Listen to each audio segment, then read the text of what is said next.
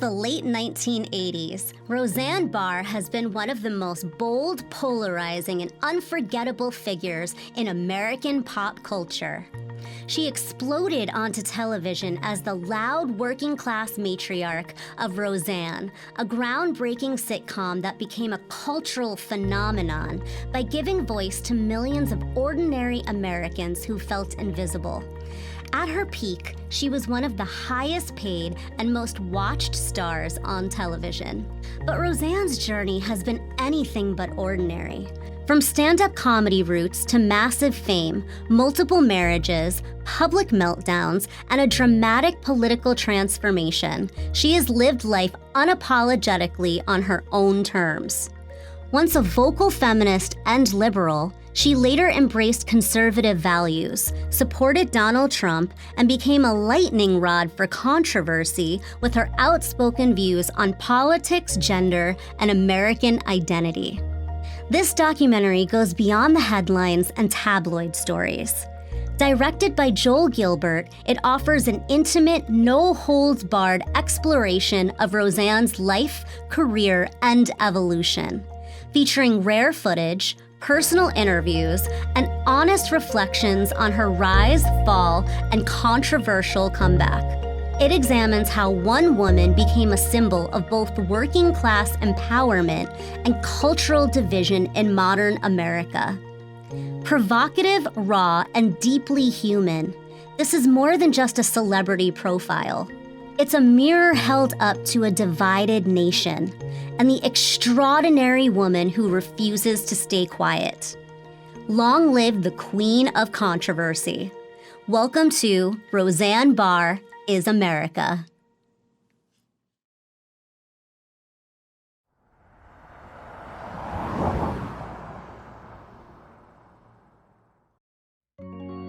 Oh, say, can you see by the dawn's early light what so proudly we hailed at the twilight's last gleaming, whose broad stripes and bright stars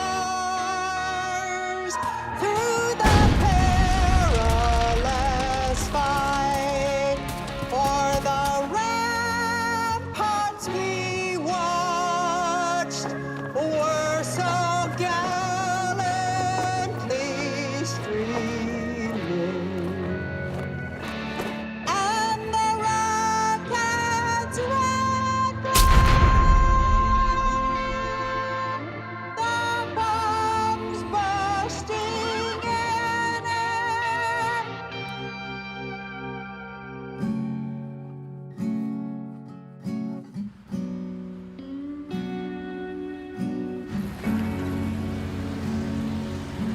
Since God has an incredible sense of humor, I was born as an Orthodox Jewish girl in Salt Lake City, Utah, of course. I grew up in an apartment house that my grandparents owned. My grandparents sponsored 50 refugee Jewish families to come to Salt Lake City as their sponsors. I grew up with Holocaust survivors, people who had numbers on their arms. I was the only dark kid in all my school. They were all very Norwegian, thin, tall, and I was fat, dark, and not pretty. I always was a stranger in a strange land, kind of feeling like I was navigating at least 2 or 3 worlds all my life. Yeah, I was a red diaper baby. My whole family were socialists. The Russian Revolution was a huge subject. My dad, he hated Stalin, but he liked Trotsky. But they didn't like how socialism turned out. But then when they came to America, they continued to do that socialist idea thing. I was raised that way, and I saw the world that way. I come from a very funny family. Everybody was very funny. We loved to make each other laugh, and if you could hurt their ego a little, that made it even funnier. My dad himself wanted to be a stand-up comic. He always would critique the comics we watched together on Sunday nights on Ed Sullivan. And he would tell me what they were doing and why they were doing it. My dad would say, see, this guy, he's a comic. He says things funny. But this guy, he's a comedian. He says funny things. And there is a huge difference. You walk in her closet, you can't even breathe. And he had all the Lenny Bruce records, and he would listen to them and say what a god Lenny Bruce was.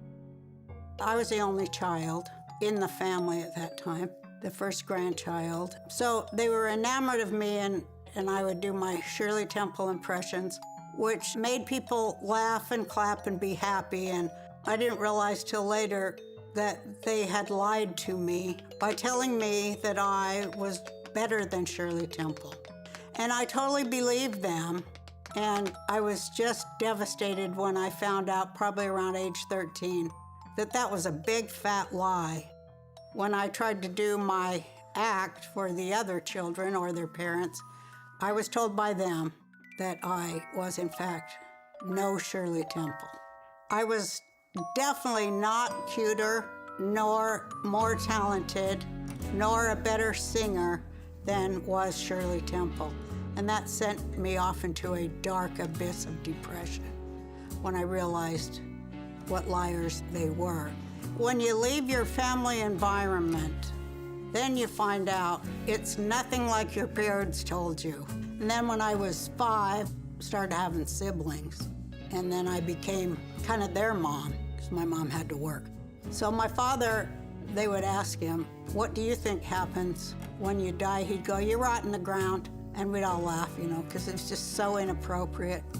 The rabbi was asking for building fund money, and my dad said, why should I give you any money? You killed my Lord. Everybody would first gasp and then laugh. I remember when I was a kid that I said to him, Daddy, how come Santa Claus doesn't come to our house? And my dad said, because Santa Claus hates the Jews. But he was just audacious in comedy, and so I guess I learned that from him. And I learned to be audacious to him because if Dad was getting violent and you did something to piss him off, like bite your nails, for instance, Daddy would just get up and come over and hit me upside the head so hard. I go, what's that for? Stop biting your nails. Where do you think I learned it, you fat, hairy slob? If you could tell Daddy a joke before he hit you, he wouldn't hit you, if it made him laugh. If he deemed it to be a bad joke, he'd beat the hell out of you twice as hard. My dad also smoked like a fiend, and that's another thing of my dad that I blame him for and can't get rid of. My dad was having a heart attack and driving himself to the hospital. He pulled over to have a cigarette. He almost choked his doctor to death for not letting him smoke in the recovery room after a triple bypass, too. So I'm smoking this one for you, Daddy. He's up there on the other side now.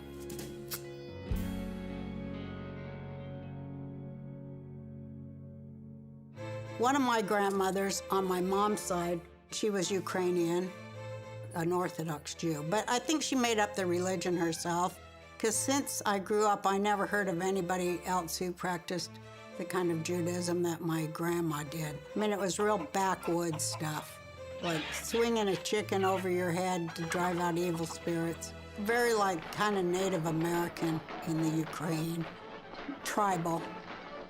I regarded them as daily horrors that proved to me that I was, like the people around me, still living in the Warsaw Ghetto. I was always a Jew when my grandma was around. And she would call our house every day to ask us what we ate and what we were doing and where our parents were. Because she knew Mommy and Daddy, they were really crazy. All they did was make out with each other, which of course caused me to have a repulsion for sexuality, because it was just disgusting. They were always kissing and grappling. Oh, God. Daddy was always trying to kill us, subconsciously trying to get the kids out of the way there. I got caught eating pork as a child. Our neighbors was eating these fantastic Spam sandwiches, so I got a bite of that. I loved it. I go home and tell my mom she ought to buy some of that Spam for us. She about hit the roof. So she took me over to my grandmother, who was the great and powerful Oz. She was the moral authority and the matriarch of the family.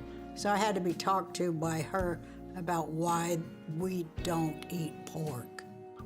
She said, the chazer, because that's what a pig is in Yiddish, a chazer, he have a cloven hoof.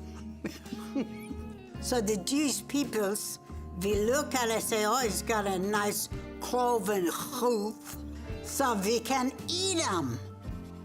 Little do the Jewish people know the chazer only got a one stomach. He's here to trick the Jewish people to eat a meat that is very delicious, but poison. How do you know it's delicious, Bobby? You don't ask a question like that to me. Thus, I developed an insane obsession for eating pork. It's funny how shit works. One of her tenants was late on his rent and he'd never been late, so she told me and my sister, go up there to number 9 and see if he's laying dead up there. If he is laying dead up there, look under his mattress. I know he was a wealthy man. We're like, no, we're not gonna go up there and go in there and find a dead body, Bobby. You will. So I went up there and there he was laying dead there. Stunk real bad. We just ran downstairs and told her, yeah, he's dead up there. Did you look under the mattress? No. Well, get back up there and look under the mattress. There's money in there, I'm telling you, there's money. Yeah, there was a box of money, so we bring it down. And then the next time I come over to Bubby's house, I notice she's wearing the dead guy's high-top black shoes with the sides cut out for her corns. So I had an unusual childhood, but it made me a comic. It made me see like the most ridiculous family activity anyone's ever seen. I remember my grandma beat up a 6'2" policeman one time. She walked over and slapped him right across the face, and my mother started screaming. She goes, "This is not Europe. He'll kill you." She says, "You don't disrespect a lady. I am a property owner. I own property." He just stood there and left. So I learned a valuable lesson. I don't know what it was exactly, but it's something. I fell on the table leg when I was 3, and I got Bell's palsy in my face. It was like this. The first thing Mom does is call the rabbi to come over and pray. He prays, nothing happens. Neighbor suggests she brings the Mormons over to pray. They come over, they pray the next day, and it goes away. Mom takes that as a sign that I have to go to the Mormon church too, besides being an Orthodox Jew, that's a sign from God. Why a health professional was not consulted. That's how Utah was. Everyone talked to the Lord, and the Lord would answer them. I welcomed the opportunity as a healed recipient of the Mormon prayers to go and speak about it in their churches all over Utah, which I did, and it was fantastic. My mom went with me. I loved the Mormon people. They were not like any people I'd been around before. For one thing, they were nice. They weren't always cutting each other down with brutal jokes and stuff. They knew I was Jewish, and they kind of thought it was jazzy. I was kind of exotic. When I was 3 years old, I had a vision of an angel or God. The people that I lived with in my grandmother's apartments, they were watching the Eichmann trial on TV. They would say, "Don't let her come in here and watch this." Others of them would say, "Why not? She should know." And I was kind of forced to come in and watch it. Then they would start telling their war stories. They'd point at me and they'd go, "Little girls just like her." And I would see it like that. It was terrifying. So I locked myself in my grandma's bathroom when I was 3, and she had a medicine cabinet in front with a mirror, and behind was another mirror. So I could take this mirror and move it, and I could see 10 million me's. And I was looking at it thinking about, this never ends. And then I saw this vision. He pointed at me just like they had just done. He said, "You're gonna live, and I will always be with you. And by the way, you will one day have your own show on TV, and it will be The Roseanne Show."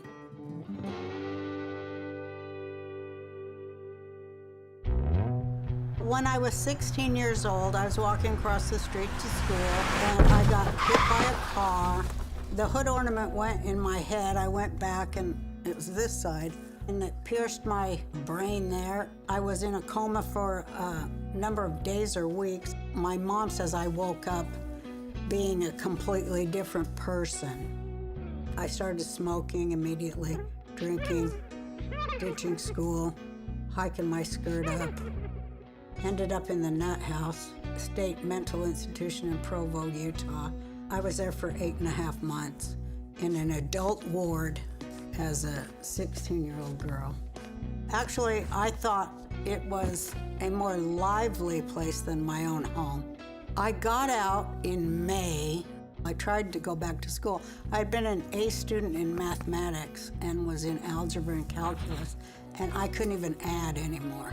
Also, I had walked around in the snow with no shoes on and found it delightful. I did a number of odd things. I had sex once and got pregnant. I was shipped away to the Salvation Army Home for Unwed Mothers in Denver, where I gave birth to my oldest child. Mom didn't want the neighbors to be ashamed of her. When I look back on that, I about bust a gut laughing because they were all drunks and perverts. I wanted to have sex because, everyone else was doing it. I'm dyslexic, so I calculated my infertile days so I could have sex. And of course, I picked my most fertile days. Like I say, God is hilarious. When I gave my daughter up for adoption, I said to her, "I'll see you again when you're 18, because I'm not going to change my name, and I'm going to be famous. I'm going to have my own show named Roseanne." Well, it all came out because when I got famous, the National Enquirer found my daughter by bribing somebody in records in Colorado for my name and her adopted parents' name. Am I upset about it? No. I'm grateful.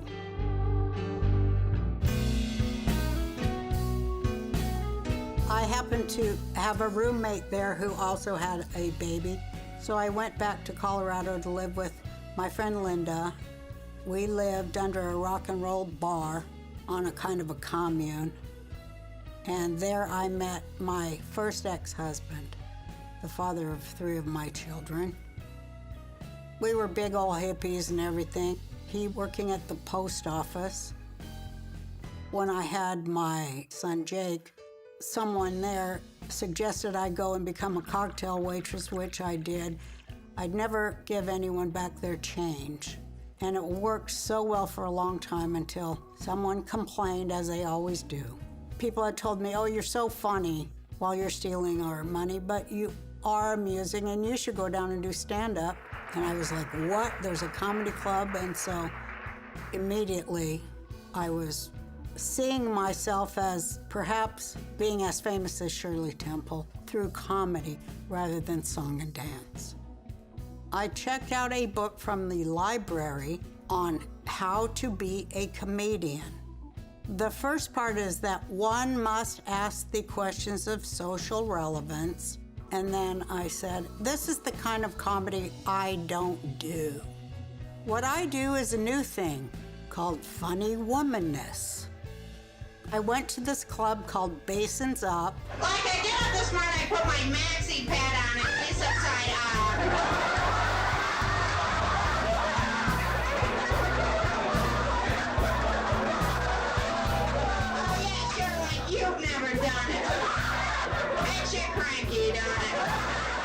my joke was, they've got a new feminine hygiene deodorant and it drives the men wild. It smells like chili. It was really funny. Trust me, I killed. And I was like, you're on your way to Eddie Murphy money. And so I came back the second time and it bombed. 3 million dogs' deaths. And this one woman, she turned her chair so that her back was facing me, as if to say to her husband, I am not letting any of this penetrate my brain, because it was radical feminism. Anyway, then they says I can't come back. I wasn't gonna let them win, because my dad told me nobody can stop you from getting better. That's like the one power you got. So I went to biker bars and jazz bars and Unitarian churches where the lesbians there asked me to say my partner instead of my husband, because they found it offensive that I had a husband. I learned how to make different audiences laugh at the same thing, which is a really hard thing for a comic to learn. It takes about 7 years to learn that on average. It took me about 4. I never get out of the house, I never go no place, I never have no fun ever, ever, ever, ever, ever, because I'm a housewife. You a housewife too? Yeah, I hate that word. I hate the word homemaker too. I want to be called domestic goddess.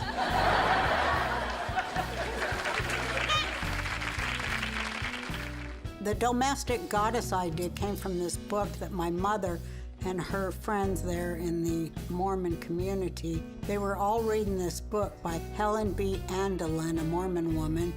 It was how to be the domestic goddess for your husband so you can keep pleasing him and making him happy. This one woman did that. Don't you know her husband brought her home a brand new blender? I go, Christ, I'm getting a job and buying my own fucking blender. Me and my sister were sitting in this place called The Egg and I in Denver. My sister goes, oh my God, you're a domestic goddess. And I go, God almighty, I'm back on the road to Shirley Temple. And I hate the word homemaker too. I want to be called domestic goddess. It was exciting, and it just shaped all my other material. I could fit it into that context. When I was a comic in Denver, I would get jobs like I opened for Dave Mason and Gil Scott-Heron. That was exciting. The people who came to Denver and liked me said, you've got to go out to the Comedy Store and let Mitzi Shore see you because she's gonna love you. She's really gonna help you. So I did, and she immediately made me a headliner. Went on stage and I did 6 minutes my first time, and I came off the stage and Mitzi said, go do 20 in the big room. And it was like everybody said that never happened before. Jim McCauley from The Tonight Show saw me and put me on that Friday on The Tonight Show. And I was the first woman comic in 7 years on The Tonight Show. The Tonight Show, starring Johnny Carson. And this is her very first appearance on national television. Would you welcome Roseanne Barr? Roseanne? You know, a lot of stuff bugs me about being married. A lot of stuff bugs me about husbands, you know. Like when they all the time want to talk to you. I hate that. Because, Roseanne, don't you think we should talk about our sexual problems? Like, I'm going to turn off Wheel of Fortune for that. After I was done, Johnny waved me over to the couch, but I didn't want to go because getting waved over to the couch was another huge thing because I knew I was going to pass a bit of urine out of horrendous excitement after having 4 kids. That's what happens. So I just left. We introduced her to television a couple of months ago, and we thought she was marvelous. So would you welcome, please, Roseanne Barr. My second time when they came in my dressing room, they go, Mr. Carson wants you to come over to the panel after you're finished. He doesn't want you to just leave. So I knew I had to. I do have sexual problems, like with my husband. You won't even believe this. Hey, Roseanne, why don't you ever try to be more aggressive in bed? So I thought about it and all like that, you know. Then last night we're laying there and he reached for me, so I said, no! So I go sit over there on the panel. All I can say is, thank you so much, Mr. Carson. I'm not even funny. But then something snapped and I go, I gotta tell a joke. So I did. 'Cause I've got you under my skin. Julio Iglesias that night was a guest on there. He liked me and asked me to do a 18-city tour across America. That was pretty exciting because I thought I'm gonna be able to buy a house. And it was great to open for him to 60,000 people in the Astrodome when I had at most been in front of 700 people. All right, Roseanne Barr here. Rodney Dangerfield put me on his young comedian special and had me play his wife, which he never asked anyone else to be his wife. He said I was retiring that role there. I got a great manager from The Tonight Show, too, Herb Nanas. I got booked in Vegas. I got an album deal. I got a Pizza Hut commercial. So my husband says to me, Roseanne, you've been working real hard. How about if we take the kids out for pan pizza and you can eat at the salad bar? Get real. And I got 2 HBO specials, including Live from Trump Castle. I got to meet Donald Trump. It went very well. America's favorite domestic goddess, Roseanne Barr! Can you believe that they would say that to me? Can you even believe that? You're not very feminine, so I say, well, suck my dick. They had written a show, Married with Children, and said they had written it with me in mind and asked me to do it. But I'm like, how did they get Peg Bundy out of me? Because I thought I should be Al Bundy. That was me. And the writers were always doing that. I'd always be not me, but the guy would always be me. Every time. Even on the Roseanne show pilot, they had it like that. The mentality of Hollywood, male, sexist, classist, racist writers that I battled every day of my career, and their assumptions. They tried to mutiny against me that week, so I was busily shutting them down and rewriting, and some of them boycotted the show, and that's why the script stinks this week. Matt Williams, the creator, he got the created by credit because I knew nothing about how Hollywood worked then. He came and interviewed me for hours on tape and talked about how I see what my mission is, a family like mine, where the husband and wife work together and they love each other. They're working class. He took hours and hours with me and my sister and my husband and based it all on my kids and my ideas and my act. Then comes to me with a script. I'm pretty much June Cleaver. The sister is me. The husband has my jokes, but he's a Hollywood guy, which I've only seen that 10,000 times. They do it to all the comics that come to TV. And that's like their first step of getting that wedge in there to steal your intellectual property. Because they can't bear that they don't own every fucking thing in the world. What they're writing about is other working families that they've seen on television. Yeah. Not real people. I had to rewrite the pilot myself, make me me, make the husband like my husband, Bill, and the sister more like my sister. They were aghast. They go, people are not gonna go for this. I go, working class people are like this. They're not like your wife. They don't have servants. It's all just elitists from Harvard. They did think the audience was deplorable, Democrat or Republican at that time. I insisted that it be named Roseanne. My lawyers got me that they would have to put based on a character by Roseanne. And I said, can it be characters? It's my fucking family. No. And then we made the pilot.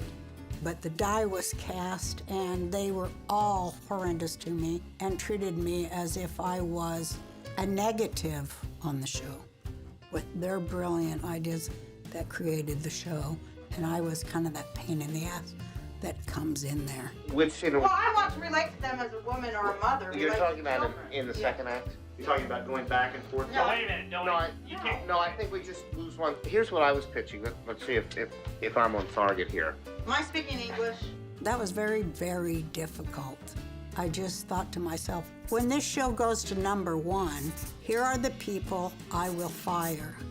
So I named everybody, premiered at #3, and then it went to #1, replacing The Cosby Show. Her sense of irreverence powered her to the #1 show on television. Right after that, everybody that was on the bad boy and girl Santa list there, they were fired as a motherfucker, including the head of the network. The Late Show with David Letterman. Do you enjoy living there in Hollywood? Do you feel comfortable with those people? No, not at all. Really? Do you hate them too? Yeah, I went on Letterman.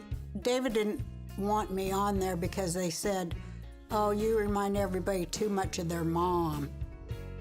You're not our demographics. I said, call them back and tell them their mom don't say motherfucker. So they let me on there. Then you should get rid of them. I'm trying. Do you guys know any writers? That was a good show, and he had me back several times. But he's a weirdo. I have had sex with women who work for me on this show. I had no idea he was making all his staff blow him and fuck him then. But whatever. So you're asking me why I married Tom Arnold. I was married to a man who was a little bit older than me. I wanted to get with someone who was utterly infantile. And that's why I married Tom Arnold.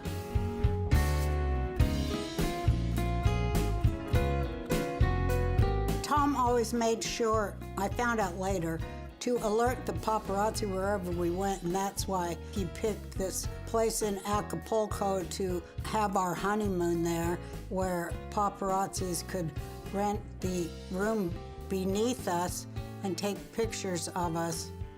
Oh, what a laugh they had over that. That was before the fat tolerance. I wasn't really all that embarrassed by being obese. I loved eating. And I loved Tom mostly because he was obese and loved eating too. One night at our honeymoon suite, we ordered everything on the menu, and we were sitting there wolfing it down like two hyenas.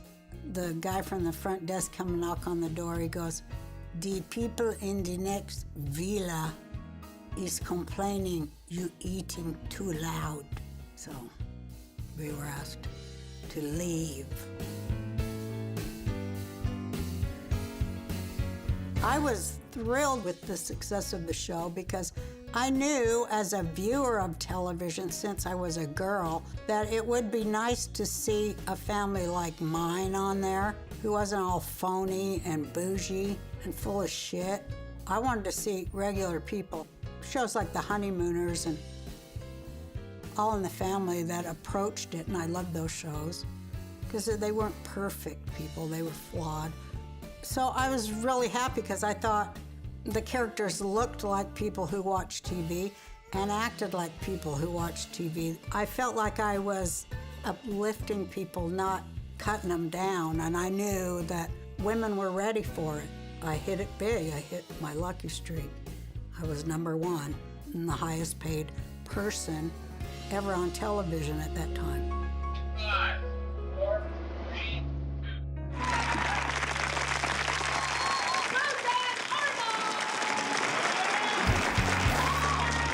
I loved Fridays when there was a live audience, because being a comic, man, I like to make people laugh. I like to see them laugh. Having the live audience just made it all so great.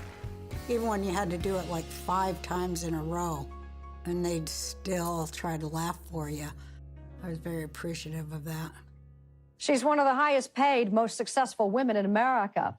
She has a household name and her face is known to millions. Tonight, though, she is scorned by some, pitied by others. Roseanne Barr. 1990, my show was #1. Tom Warner owned the Padres and the Roseanne Show, and he said Roseanne should come down and sing the Star-Spangled Banner on Working Woman's Night. Why did you decide to do this tonight? Oh, because I'm such a good singer.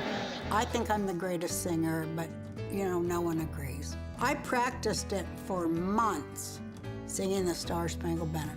I learned every word. The night before that, I went on The Tonight Show with my then and now ex-husband, Mr. Tim Arnold. Johnny said to me, you know, you could get in trouble with that song. That's the toughest song in the entire world to sing for a singer. It's the Star-Spangled Banner. It has this huge range. Yeah. Most singers start too high. You have to start it way down, oh, say. That's it. When we get there, we go in the dugout with the Padres, and the pitcher at the time, he goes, hey, after you sing it, you ought to grab your crotch and then spit on the ground like we do. They're all, yeah, you can do that. That'd be so fucking great. I'm like, yeah, okay, that'll be fun. Let's play. Welcome to America's most famous working woman, Roseanne Barr. About 4 notes into it, I know I'm too high.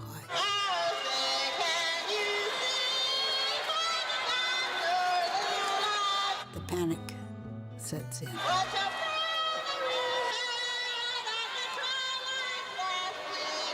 Everything I've ever feared in my life about singing in public begins to happen inside.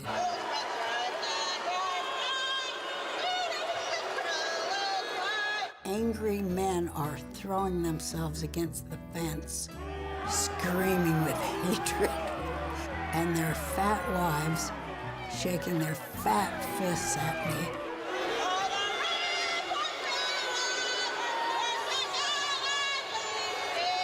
I thought in my head, hey, stop and start over. There's no shame in that. They're already booing.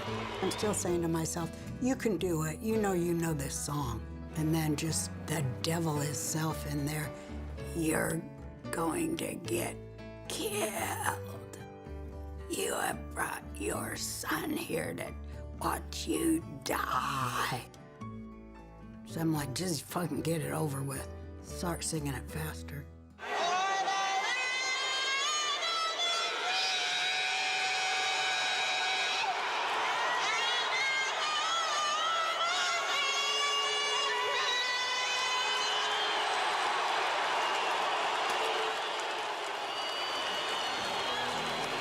Take a big bow, like accept the love. The guy comes out after that and he goes, would you like me to escort you back to your seat? I go, motherfucker, escort me and my son the fuck out of here and put me on a plane home. Come on, kids, get out of here.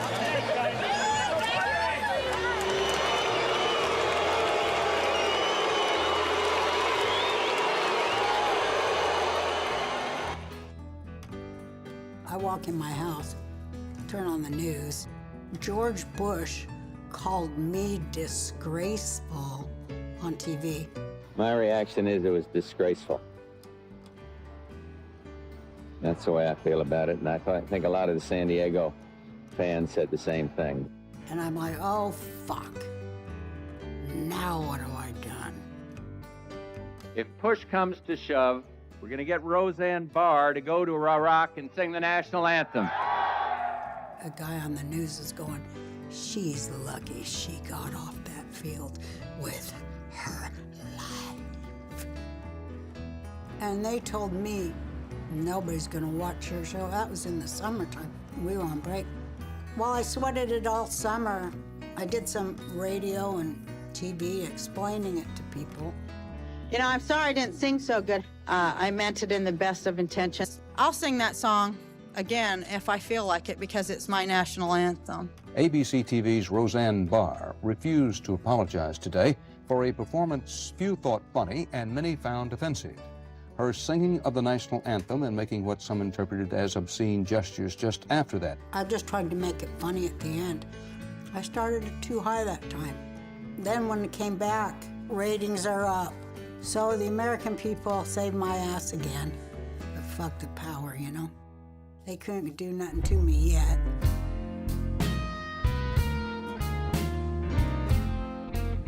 Quickly I learned in television that the worst thing you can do on a comedy show is write a funny joke.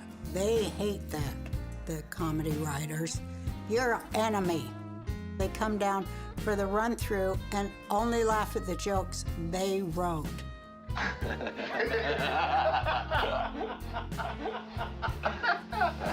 Did you write that joke? Because you're the only one laughing. Yes, ma'am, I did. So I go, do you want me to write the joke? And they were horrified. No, because of course I always got the biggest laughs. I'm the comedian, not you. And they would steal a lot of jokes from other shows too. So I had to watch a ton of other shows to make sure I'm not doing stolen jokes, because that happened so many times. I love you too. Send me that detergent coupon. Becky! I felt more than Shirley Temple that time. I had gone into my Queen Esther phase, because I was the only one who cared about the product. Writers earn a lot of money. They earn, I think that the lowest you can pay a writer is about $2,200 a week. They didn't care if you had to say some shit lame joke. I did. I took them in there and I says, this show here, this ain't no democracy. Even the combined votes of all y'all, they don't count as much as my vote. And instead of saying, thank you for pushing me and making me grow, they go, what a dirty bitch. They had me saying something to Dan like really stupid and piggish. I think it was, your only value to me is in this bed. I said, I'm not saying it. I'd like a line change, please. So I go into my Betty Davis thing. Say the line as written. They come over to the loudspeaker. Would you like me to write the line? No! I resisted them making me into a caricature. They just never get what it really is, and it's a show that's anti-television, and they don't get that. I came to TV to represent for people like me at the time, the working people that's disrespected by TV. I certainly wasn't going to start disrespecting my audience who got me there. Well, that would be suicide.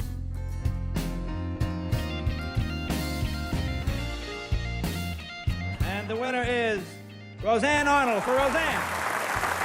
It was Roseanne's big night, but Roseanne wasn't there. Roseanne Barr wasn't around to pick up the Emmy she won as this year's Best Actress in a Comedy Series. First of all, I loved the awards I got from the people, like the People's Choice. I got several of them, and American Comedy Awards, I got a lot of them, and I got a lot of Humanitas Awards, and I got the Eleanor Roosevelt Freedom of Speech Award. I grew up worshiping Miss Eleanor, and I got the Jack Benny Award for comedy. I won the Peabody. I'm really proud of that, because I didn't go to no dang Yale, but I got me a Peabody. Yeehaw! Pick me up a couple of those tabloids so I can keep tabs on Elvis. I said, hasta la vista, bitches. I didn't continue after 10, honestly, because I had had enough of the joy of sitting in rooms with a nation of vampires, lesbian witches, wizards, perverts, warlocks, trans activists, Jew haters, elitist, blood-sucking, horrifying music lobbyists, producers, network presidents and vice presidents. I realized they had already stolen my show from me, and it was all a setup. I prayed to God, as always I do, and I said, how can I save the American people as well as the Constitution, because these people are the enemies of it. She made her fame as Roseanne Barr, a hot stand-up comic. Well, tonight they co-host Saturday Night Live. I will become officially and totally overexposed. Oh, I so enjoyed hosting Saturday Night Live in the 90s. I have trouble with my woman's problem. That was just a blast. Those are some geniuses. They can write. At our last session, we explored several of your multiple personalities. Hello, who am I speaking to now? My name is Leisha. Of course, I could out-drink them all, but some of them were expert drug users. Chris Farley. Today on The Roseanne Show. I was thrilled and over the moon to have my own talk show after The Roseanne Show because I thought, oh man, now I'm really going to be able to do what I want. I did not have sexual relations with that woman, Miss Lewinsky. These allegations are false. The Monica Lewinsky thing at the time, I thought it was the greatest Jewish woman story in the entire world. She's a little chubby Jewish girl, you know. She gets in there with the President of the United States, flashes her tuchus in a thong at him, and the guy practically caves in the world for some of that. I thought it was fantastic. They offered $1 million to Monica Lewinsky to do her first interview on my talk show with me. And guess who got it? Barbara Walters. Old Babs also stole my interview with Mike Tyson. Mike Tyson asked that I interview him. And I heard from the president of ABC, I'm sorry, Roseanne, but we have got to give that interview to Barbara. Oh, okay, because I might get great ratings. What's up? Hey. Looking good. So I went and did it with Mike for King World, and it was a fantastic experience. Ready, set, go. Oprah is like me. She is her own biggest fan. She loves to see whatever she's up to next. I always thought it was weird that she gives everybody advice on marriage and kids and she ain't got neither. We got in a whole demographics battle there because I had the working class audience and she had the upper crust demographic there. And she owned my talk show and she killed it. In 2011, luckily for me, the Mars family, they gave me a job and it was on the Super Bowl commercial. Eat a Snickers. Better? Better. Hey! All my friends were really, really appalled by it, but I loved it. I get hit in the face with a giant log. My back hurts. Now my front hurts. You're not you when you're hungry. Snickers satisfies.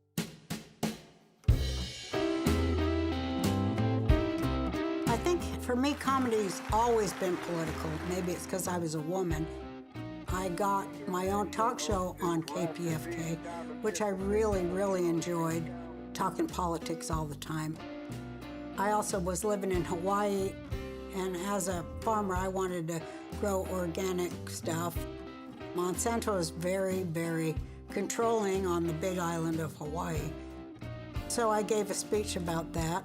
They understand that Hawaii is ground zero against GMOs for the whole world and that we bear that responsibility. And before you know it, Monsanto had left our island.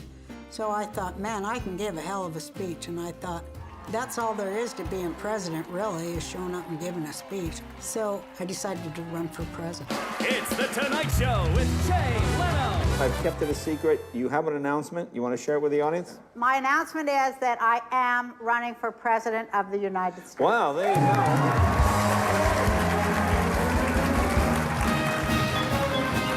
There's President Obama, Mitt Romney, and Roseanne Barr. That's right. I go everywhere speaking for the Green Party. They get like a new million people sign up. It's Roseanne Barr. Roseanne Barr. She feels Democrats and Republicans aren't working in the best interest of the American people. She supports bringing back the guillotine. I will outlaw bull expletive. My question is, why do we care what Roseanne Barr says? Is it a publicity stunt? Not according to Barr. She's more serious than Dennis Kucinich. This is Roseanne Barr, and I approve this message. Michael Moore was a friend then. He said, have somebody film it. That's what we did. We made a movie, Roseanne for President. I think it's pretty good. I had some really good speeches, and they were especially funny. Sadly, the current leaders of this world, 99% of them being male, are selfish idiots and sexual degenerates who cannot keep it in their pants ever, not even for a minute. I did call myself the only serious comedian in the race. As President Obama surveys the Waldorf, you have to wonder what he's thinking. So little time, so much to redistribute. I have 2 words for you: predator drones. Patriarchy is impotent and qualitatively unable to solve even the most simple problems in the cosmos, such as picking up their own socks or placing a carton of milk back in the refrigerator after drinking from it. I chose as my platform to tell the truth to America, you know, as a loudmouth socialist. I will walk right up to Nancy Pelosi and slap her right across the face, as I will about everybody else in this damn government. I chose the issue of racism, being that 1 in 4 black men is in prison for a victimless crime having to do with marijuana, and that we should instead legalize marijuana. Setting herself apart from President Barack Obama and GOP nominee Mitt Romney by taking a hard stance on legalizing marijuana. And I'll tell you this, Obama, you'll get my joint when you pry it out of my cold, dead fingers. They wanted me to do a roast on the Comedy Network. I said, yeah, I want to do a roast. That's funny. It was an honor, because everybody comes and makes jokes about you. I love that. And then Bill Maher comes on. Come on, Roseanne, this is a joke that you're running. But I was dead serious. I came to politics from comedy on television and had a resonating message that spoke to the people, not the party elites. People are tired of the corrupt two-party system that, is totally irrelevant. I went on everywhere, Fox, CBS, ABC, everywhere. It is official. Roseanne Barr will be on the ballot in this state and in other states as well. 3 states got me on the ballot. And in those 3 states, I got 60,000 votes. I thought it would be received in the Socialist Party first best. And of course, I was totally wrong. I should have run as a Republican, but of course, it took Trump to make the Republican Party into a working class movement and a grassroots revolution. We're having some awfully big groups. Thank you, everybody. Thank you. More power to you, Mr. Trump. Right on. The revolution will be televised, motherfuckers. I was a supporter of anyone who ran against Hillary. I remember when she was running against Trump, the Hollywood Reporter called me up and they said, what will it mean to this country if Hillary Clinton does not win this election? And I said, well, it would be fantastic. Then I started really getting attacked. Because they couldn't believe that I wasn't voting for Hillary Clinton. It was vaginal politics. It made me sick. Because I wanted Americans to hear the difference in economic theories, because those are 2 different systems. In fact, I had Michael Moore and Trump on my talk show in 1998, where I asked them those questions and they debated. I think it all starts with education. You have to do the best to get everybody educated so they can sort of fend for themselves a little bit better. But education is a very big step in the right direction. So, well, maybe you need to run for president or something, because you know how to make money and balance things. Trump kind of lifted from me because he married politics with humor. She can't make it 15 feet to her car. Give me a break.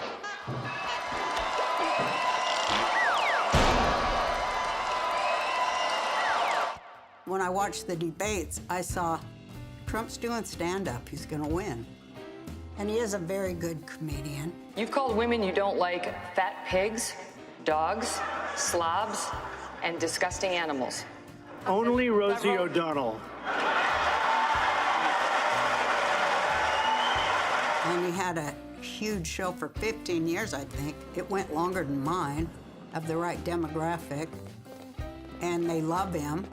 He can move in between racial politics, which was the great thing about him. He can talk to black people.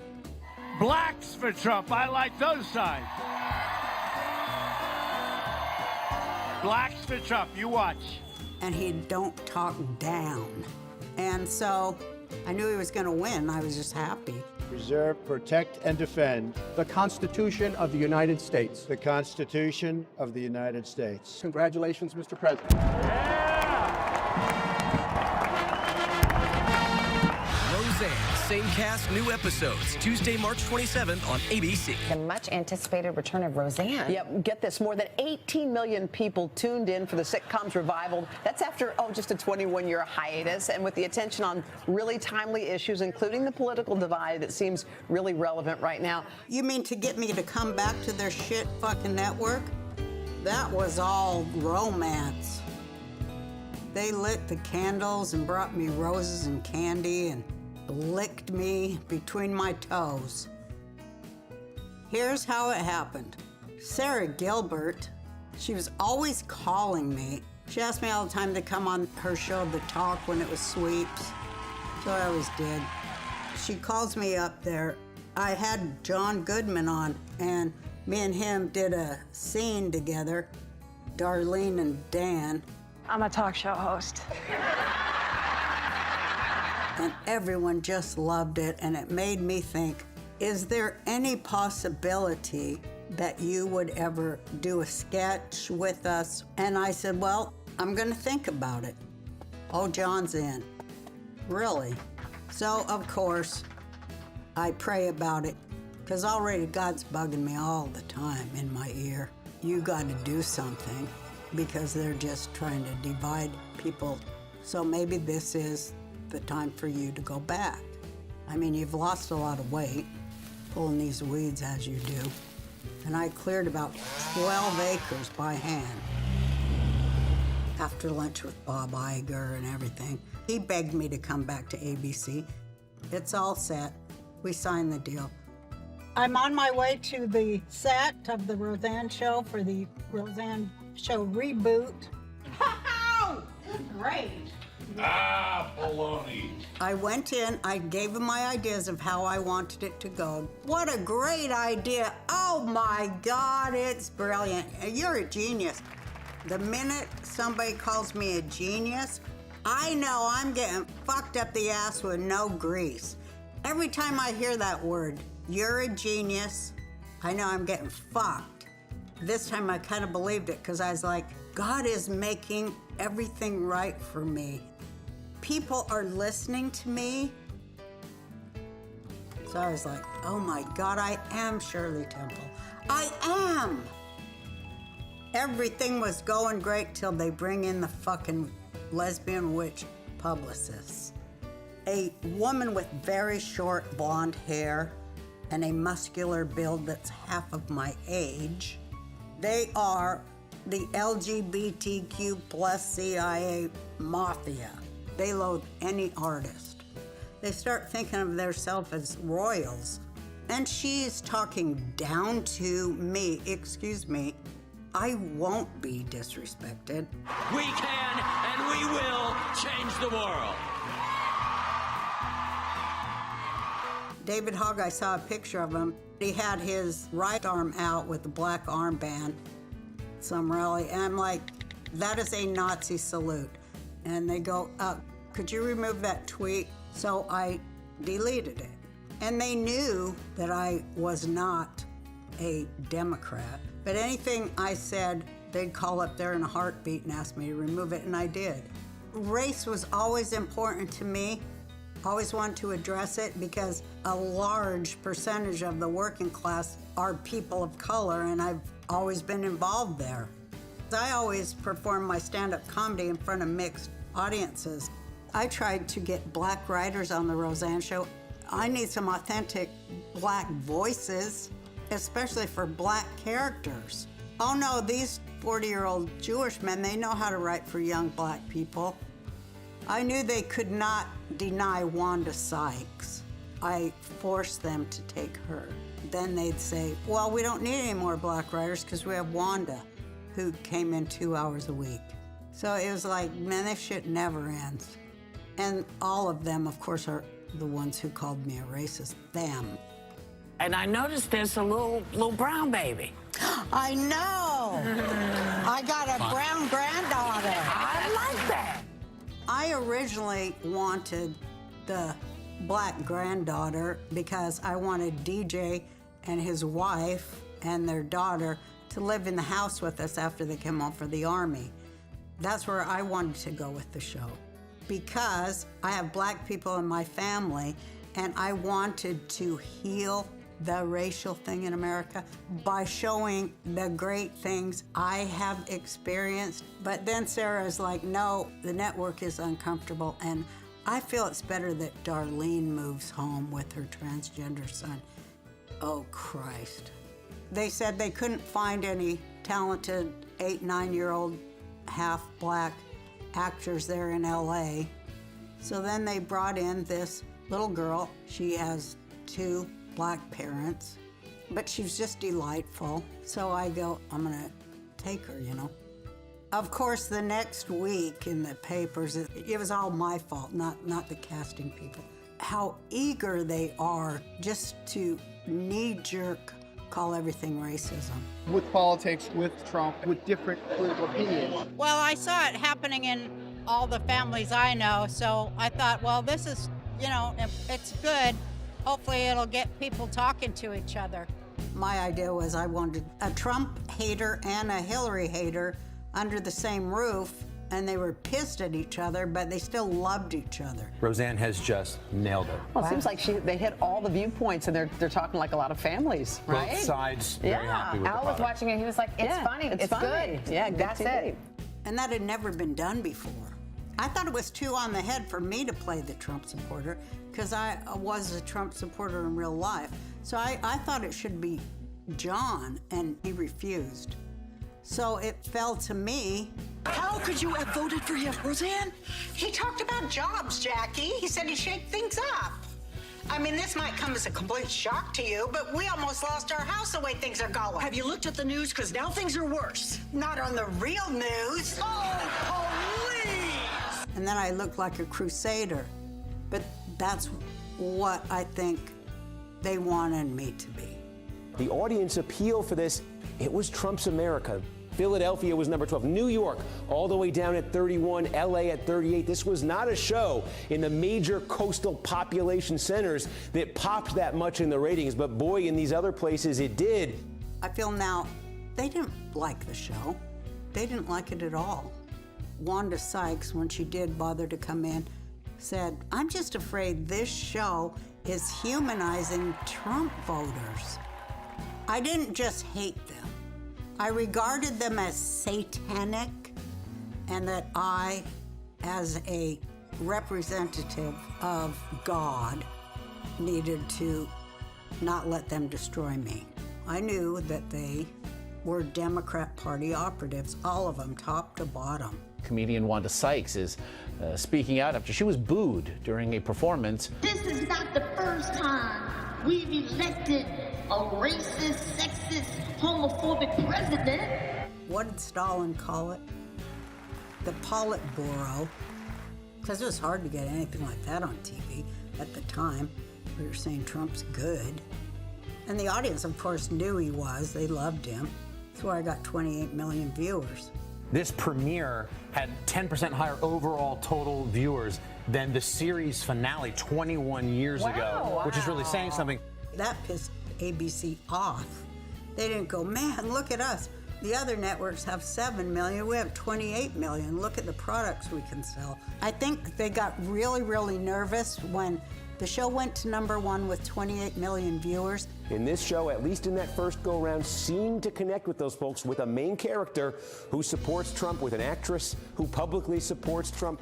And Donald Trump called me to congratulate me. Look at Roseanne. I called her yesterday. Look at her ratings. Look at her ratings. They were unbelievable. Over 18 million people. And it was about us. They haven't figured it out. The fake news hasn't quite figured it out yet. ABC refused to have that on their network.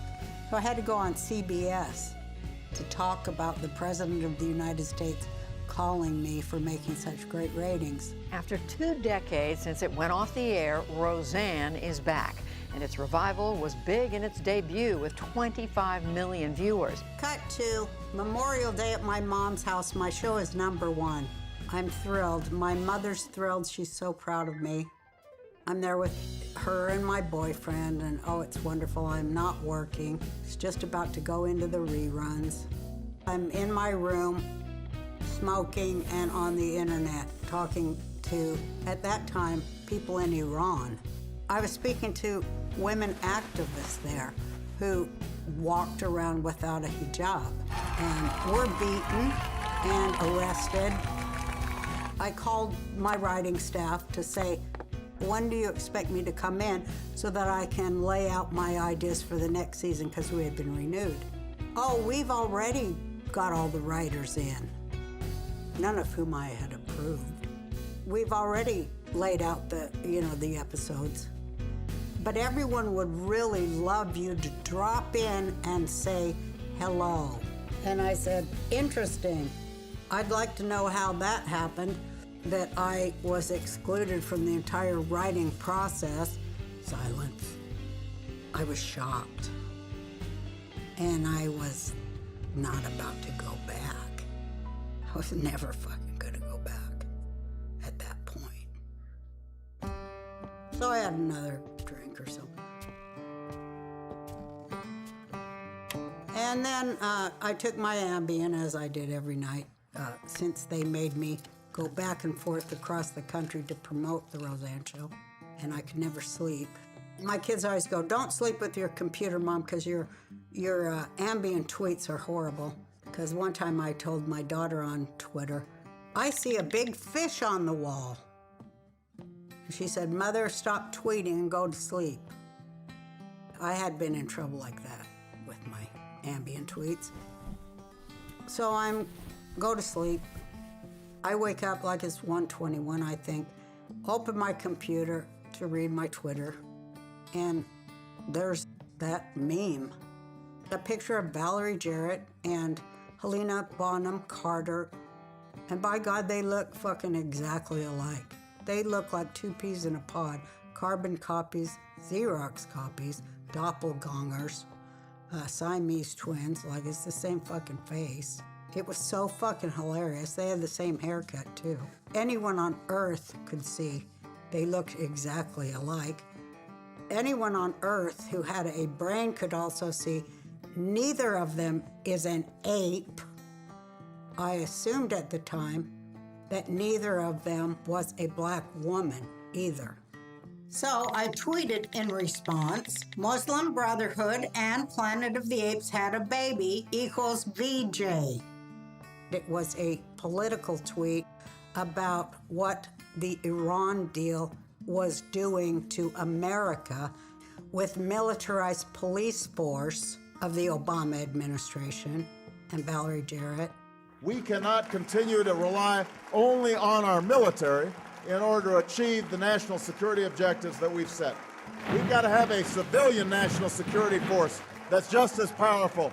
Which to me is what Planet of the Apes is about. People cannot speak without being arrested. They're all in cages being whipped. Everyone's fearful that the other species is gonna kill them. It's just fear-based militarism. Plus, I knew about how many times Muslim Brotherhood people had come to the White House under Obama, and that it was never that I was politically naive or ignorant.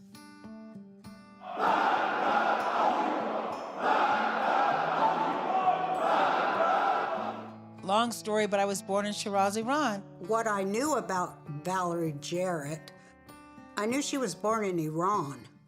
I always assumed she was Iranian. I don't look like a black person, and I'm even fairer skinned than some of the Iranian people are.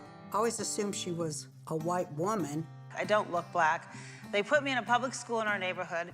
The black kids were beating me up because I was fair skinned. I'm not stupid. I would never refer to a black person as the product of an ape. The Planet of the Apes movie is about a fascist takeover of the world, and that is what I was talking about. The tweet was intended as a humorous political statement and not a racial one. But liberals in Hollywood are so racist that when they hear the word ape, they automatically think of a black person. After I sent the tweet, I got fearful because I had written Muslim Brotherhood. And I knew that that was a no-no, and I deleted it. I think I deleted it at 4 a.m. But anyway, it had already gone on fire because Media Matters, they had their smoking gun, they thought, to prove that all Trump voters are racist. That's what they were looking for, you know.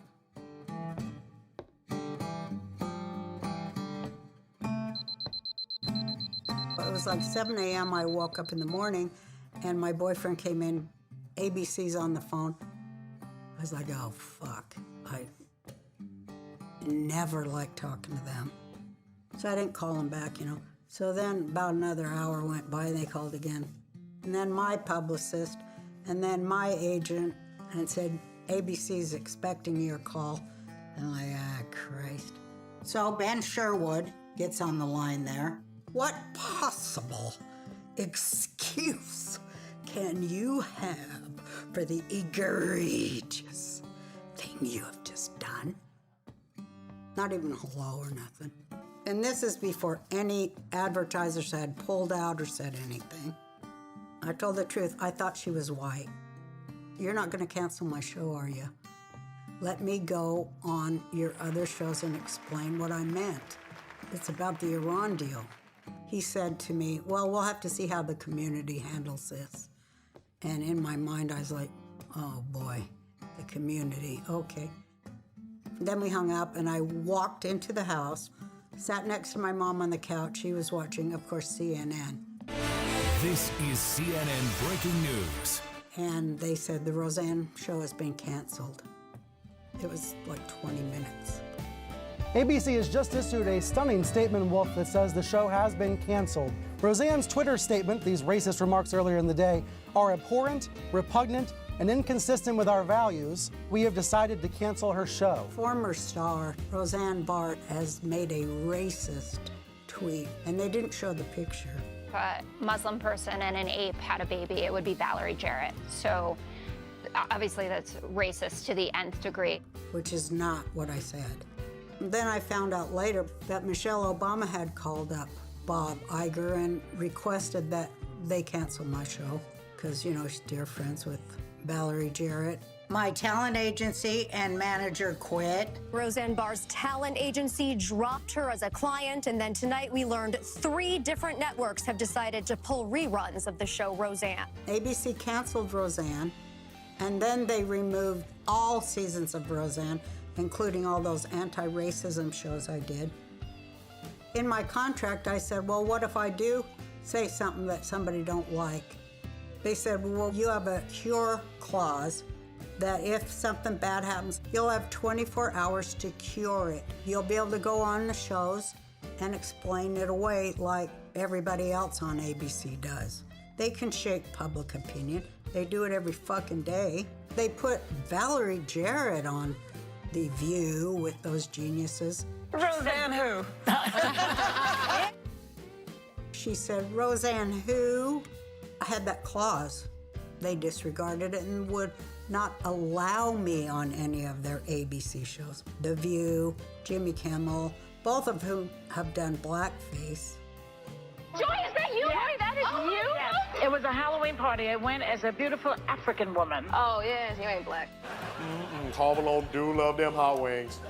And that's what Carl Malone's whole thing. I was blacklisted everywhere. At 6 tonight, Las Vegas is moving fast to distance itself from Roseanne Barr. Now, in addition to having her show canceled, she also won't be back to perform here at the Orleans. Boyd Gaming says she won't be back to perform at any of their properties. I couldn't get on any other network shows either, except Fox. All right, joining us now, she really needs no introduction. Roseanne Barr is with us. Roseanne, thanks for coming. Good to see you. Thanks for having me, Sean. The first thing was shock. Everybody started saying I was a racist, which is like the worst thing that you can call a Jewish person, especially one who, like me, grew up with Holocaust survivors. But I want anybody who's in any kind of position of power deserves to have a joke about them. And if they can't laugh at themselves, then that means something. You've had crazy moments. Let's just be honest. We'll call it what it is. Well, you shouldn't call a mental health patient crazy. You had this crazy video this week. What? You've explained this literally 300 times. I thought the bitch was white! God damn it! I thought the bitch was white! Fuck! I didn't know she was African American. I assumed because she was from Iran and lived in Iran for such a long time. America is a place where I, a loudmouth, gorgeous Jewish woman, comedian, am allowed freedom of speech. I'm not gonna let them tell me what I meant, because I like the whole thing about America, that this is where we have a melting pot and we speak to each other and we unite and we get common things such as, where in the hell did our tax money go? I mean, where did it go? And plus I tell her, she's gotta get a new haircut. I mean, seriously, she needs a new haircut. The key to the plan is the demolition of 6 buildings at Cabrini Green and the relocation of the residents there. When Valerie Jarrett worked for the mayor of Chicago, she kicked 20,000 black people out of their homes at Cabrini Green. What we're proposing is reducing the number of public housing families in the neighborhood, and I think that this will be a catalyst for further development. Man, we grew up here around here. All of the kids, we grew up, man. They just take our home like this shit. She made them homeless. How could any black person do that? Roseanne quit Twitter this afternoon, but before she did, she wrote, "I apologize to Valerie Jarrett and to all Americans. I am truly sorry for making a bad joke about her politics and her looks." I apologized on Dr. Oz. I explained it. Use of the word ape in No, modern-day I said America. Planet of the Apes. That's a movie. I said Planet of the Apes, which is a science fiction movie about the overthrow of evil overlords such as Iran. And I have apologized for the following too. I thought Valerie Jarrett was an Iranian woman, like a lot of people. After I was on, he brought on 3 BLM types to say, we don't accept her apology. I said, I realize that I made a mistake and that it offended people, and for that I'm sorry. But I didn't mean that. Yes, you did. The words she used and the racist hate behind them. You meant this. To anyone who read it, there was nothing funny about Roseanne Barr's tweet last night. We know what you meant. Seems no amount of viewers or tweeting could have saved Roseanne from her racist ways. And it was the Inquisition. I just felt it was very anti-Semitic. Everybody told me too afterwards, the worst mistake you made was apologizing to the left. Then they're on a crusade against you. Once you admit you made a mistake, they'll keep on till you're dead. The best thing is just to ignore them. They don't accept apologies and they don't give them. They just continue to destroy people. 2 days after the comedian Roseanne was fired for her racist tweet, a left-leaning cable comedian, Samantha Bee, is under fire and apologizing. Right after my tweet, Samantha Bee called Ivanka Trump a feckless cunt. Do something about your dad's immigration practices, you feckless cunt. He listens to you. Put on something tight and low-cut and tell your father to f***ing stop it. She just apologizes and nothing happens to her. Even Donald Trump stood up for me on it. Why aren't they firing no talent Samantha Bee, he tweeted, for the horrible language used on her low-rating show. A total double standard, but that's okay. We are winning, and we'll be doing so for a long time to come. You can certainly ask whether it's a double standard that Samantha Bee, a Trump critic, still has a job after what she said, while Roseanne Barr, a Trump supporter, was fired for her racist remarks. Whoopi Goldberg, her very name is an anti-Semitic joke. It's cultural appropriation, and it disgusts me because her name is Karen Johnson. Now, words matter, and mine are no exception. I regret my comments, as I said, and I stand corrected. She said a number of grotesque, racist, anti-Semitic things, and so did Jesse Jackson, but Jews were expected to forgive them in a heartbeat. And we did, because we're a forgiving people.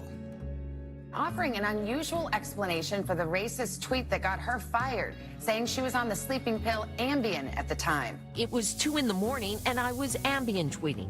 That brought this sharp retort from the sleeping pills maker. Racism is not a known side effect of any Sanofi medication. Ambien called me a racist. That motherfucking Ambien.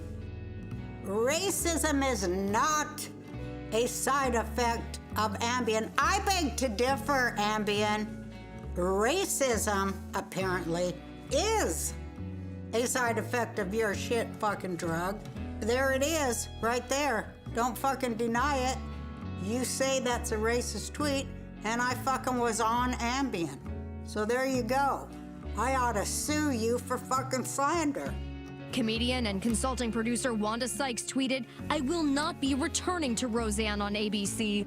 Wanda had already been fired, and that's why she tweeted that, because her contract was not renewed on account of the bitch never showed up or wrote a fucking joke. Right after Wanda put that one out, Sarah had to run over there being LGBTQ plus CIA herself. Sarah Gilbert adding they've created a show separate and apart from the opinions and words of one cast member. She called me a fucking cast member, you fucking cunt. It reflects badly on those of us who have no talent. They were a chazer with the cloven hoof and von stomach. See, what people don't know when you call this woman a racist, that was the woman that was fighting for the black promoter. My black friends, that's mostly who called me. Roseanne Barr is the same woman that came on the Monique show. This is what she said, "Where is it and what time?" I'm coming for my girl. Monique, she's so lovely of a friend. She stuck up for me. Others would say, I'm afraid if I stick up for you, I'm gonna make myself a target. You can't fault people for not wanting to become a target and losing all their work. It happened to a lot of people who supported Trump. Reports surface about discussions with ABC to revive the show again, this time around the character of Roseanne's daughter. Within 3 weeks, they revived the show as The Connors.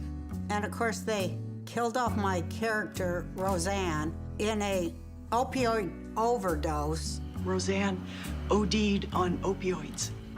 Mom overdosed? I found these pills in Mom's closet. These aren't even prescribed to her. Which was staggering because Glenn Quinn, who played Becky's husband, actually died of an opioid overdose, and that's how sensitive they are. Then they called me and asked me if I would like to come back as a guest star. You're coming back as a ghost. You're asking me to come back to the show you fucking stole from me and killed my ass, and now you want me to show up because you got shit fucking ratings and play a fucking ghost? I'm gonna be bowling that fucking week. Click. You know, I live on my rerun money, and that was gone. And I was like, what in the hell am I gonna do? Because I couldn't get a job. Nobody would hire me because who wants to work with a racist? As for Barr, she's in Utah. I believe in one law for all people. I love all people. And it was just a horrible emotional time. Like I felt like I broke apart in many little pieces, and I couldn't even walk. I started smoking, you know, sleeping all the time, just to get away from the stress, and started to have mental health issues. People started knocking on my mom's door. And I remember I was really nervous because I thought they were gonna say, oh, your daughter's a racist or something.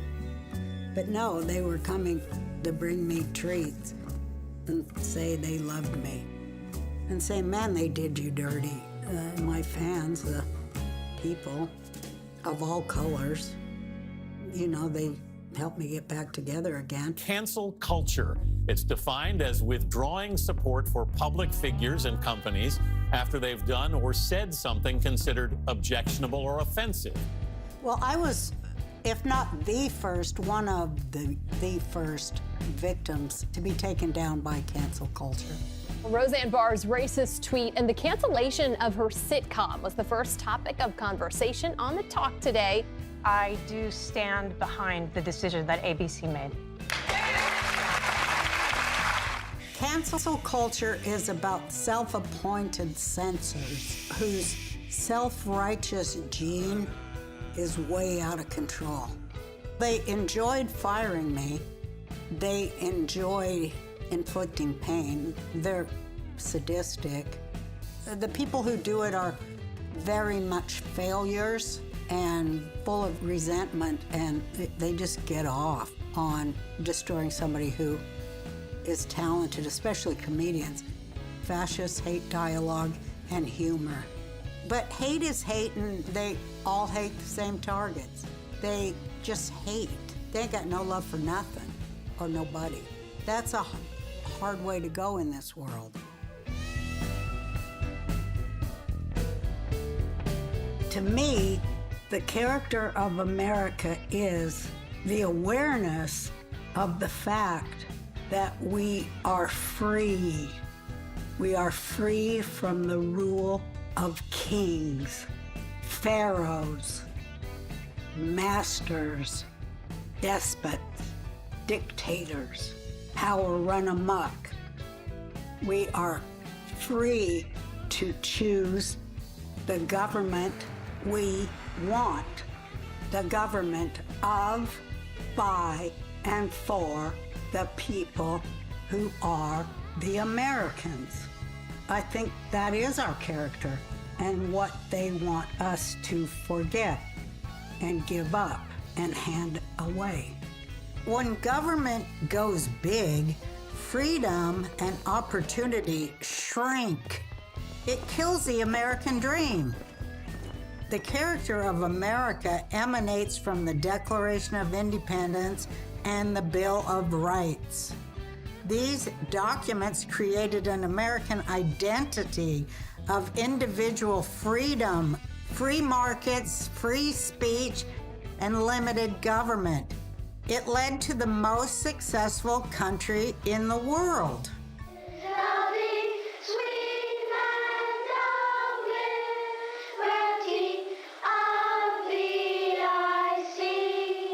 When I was a girl, we were required to memorize it. When in the course of human events, it becomes necessary for a people to throw off the yoke that binds them once they realize that it is a two-tiered system of justice that caters only to the few at the expense of the many. In that course of human events, it is the right of the people to throw off such government and to replace it with a government that is the one they send their children to fight and die for. Hello? That is why censorship of any sort is un-American. The Americans want liberty and the founding tenets of this nation: freedom of speech, freedom to petition the government, freedom to carry arms, and freedom of religion, including if you don't want none, you don't have to have none. America, to me, is a very spiritual place. I grew up on the welfare cheese. I was homeless for a while. I married a nice man. We had 3 kids. He got a good job at the Postal Service. And then I started to tell jokes, and by God, I got the American dream. It's arrogant of me, but if you take me off of TV, then TV's gonna die. And you put me on the internet's gonna get bigger. That's how it is, because I'm that good. The power of comedy is just so divine to me. I remember how it worked on me as a kid when I saw comics on the Ed Sullivan Show. I thought they were gods, and so did my dad. we'd watch them. Just the power of a storyteller. I thought they were like holy men and women. They were the jester, like in old mythology, the jester, the only one who could ever speak truth to power in the court of the king. I lived my whole life as a civil rights activist from age 3 when I could talk.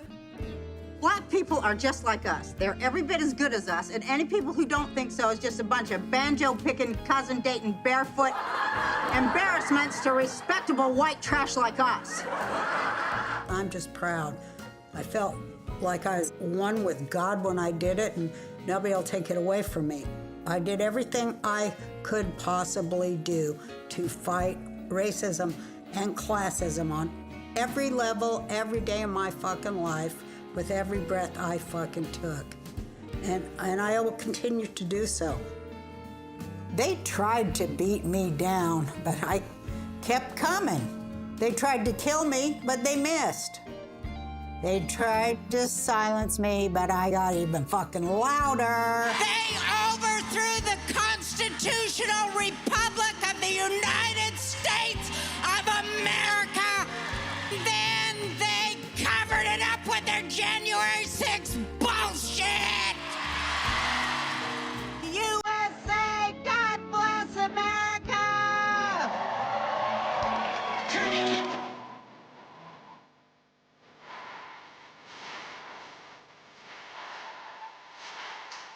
I'm very excited on my podcast today, on the Roseanne Barr podcast. Please welcome to the stage, Roseanne Barr. And I love it. You know why? Because I'm free to say it. And so I'm going to keep on saying it. They want to strip us not only of our constitutional rights, but of our constitutional republic, of our dreams, of our hope for liberty and justice, and the American dream. They want to take all of that. And, you know, I'm not going to let them, to my last fucking breath, I'm not going to let them win.